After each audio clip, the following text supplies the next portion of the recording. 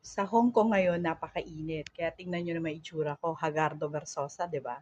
So eto, sabi ng alaga ko, may maliit daw siyang buwan.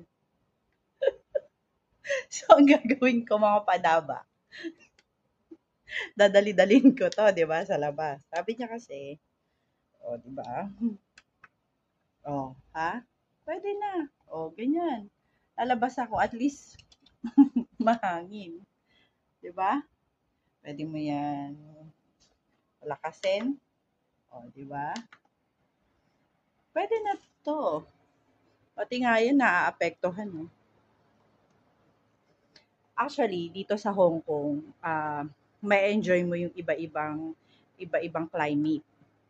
Merong winter, summer, spring, autumn. So, yun.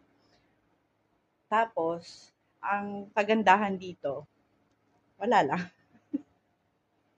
Hindi, I mean kasi syempre sa Pilipinas kasi sanay lang tayo ng mainit, maulan, 'di ba? So, dito kasi kapag nag-winter na, OOTD na, 'di ba?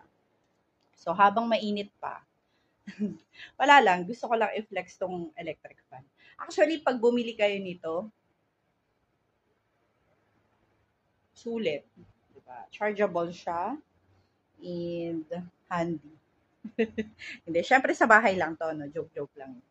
So yan, natawa lang ako doon sa alaga ko. Sabi niya, pag daw lumalabas kami, dalhin na lang daw namin to. O, di ba? Masyado daw, ano, mapresko. Yun lang. And I thank you.